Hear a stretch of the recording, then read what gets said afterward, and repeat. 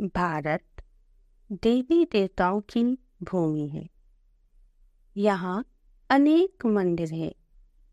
हर मंदिर अपने आप में एक रहस्य समेटे हुए है।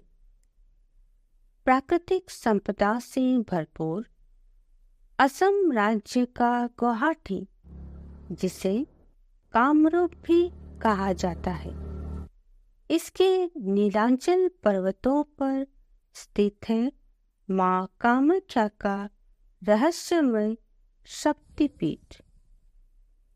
तिलिस्मी है ये नगरी, जो जादू टोना के साथ साथ तंत्र मंत्र की भी जननी है।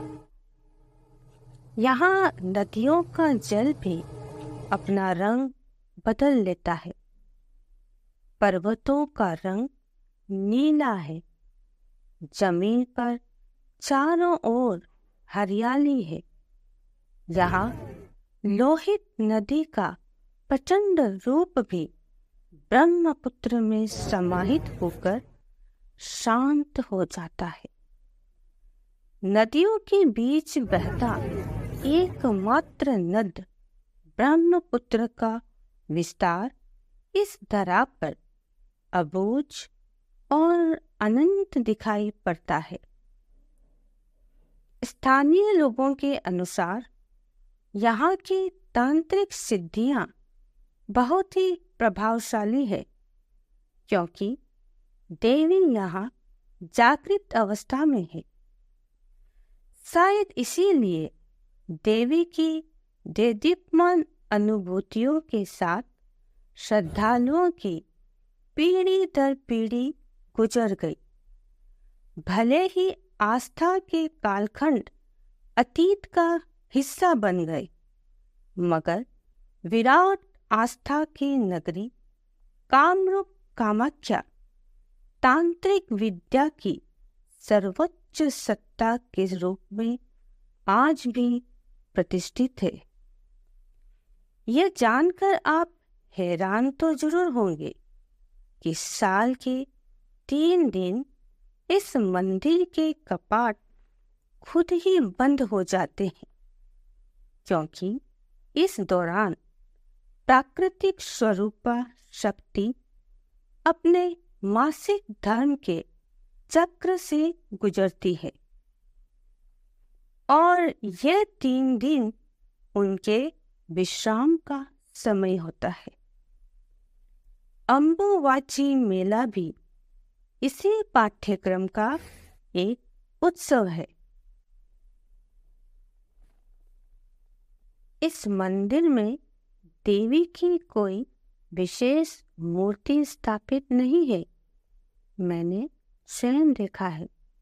एक गुफा के अंदर पत्थर की एक शिला है, जिसे योनि कुंड कहते हैं, जो सफेद कपड़े से ढकी रहती है। एक अदृश्य झरने का पानी शिला पर रात दिन बहते रहता है, इसलिए वो शिला पानी में ही डूबी रहती है। वैसे तो इस मंदिर में भक्तों की कतार लगी रहती है। आम दिनों में भी श्रद्धालुओं के लिए योनि कुंड के हाथों से छू पा लेना ही सौभाग्य की बात है। कहते हैं देवी के रजस्वला होने के दौरान दरार युक्त पत्थर की शिला, जो सफेद वस्त्र से ढकी होती है, का वस्त्र तरल लाल हो जाता है और मंदिर के कपाट खुद ही बंद हो जाते हैं। इस समय आषाढ़ का महीना होता है, जब असम में जमकर बारिश होती है। 3 दिन तक ब्रह्मपुत्र नद में जल के उफान के साथ पानी मटमैला लाल दिखाई पड़ता है। इसी दौरान 3 दिन तक मंदिर के प्रांगण में अंबुवाची मेला लगता है, अम्बु का अर्थ है जल और वाची का अर्थ है विकसित होना। इसका सीधा अर्थ स्त्रियों के गर्भाशय से जुड़ा होता है।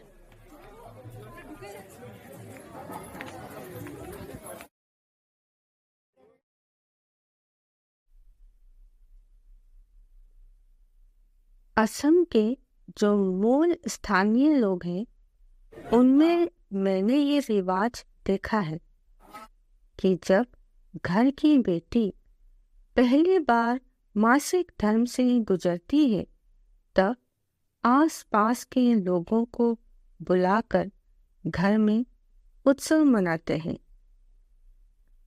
क्योंकि इस मंदिर को तंत्र साधना का प्रमुख स्थान माना जाता है, यहाँ हर साल देश विदेश से तांत्रिक अम्बुवाची मेले में आते हैं।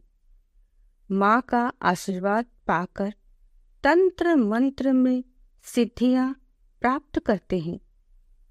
देवी के मासिक धर्म के तरल वस्त्र का एक टुकड़ा प्राप्त करना भक्तों के लिए सौभाग्य की बात है, क्योंकि इसे अत्यधिक शुभ और शक्तिशाली माना जाता है। अम्बुवाची मेले को अमेठी या तांत्रिक प्रजनन उत्सव के रूप में भी जाना जाता है। अम्बुवाची मेले के पहले 3 दिन क्षेत्र में कृषि गतिविधियां, पवित्र ग्रंथों का पाठ और मंदिर के गर्भगृह में प्रवेश वर्जित होता है। साथ ही मंदिर के आसपास एकत्रित होने वाले भक्तों द्वारा कोई भी धार्मिक क्रिया नहीं की जाती।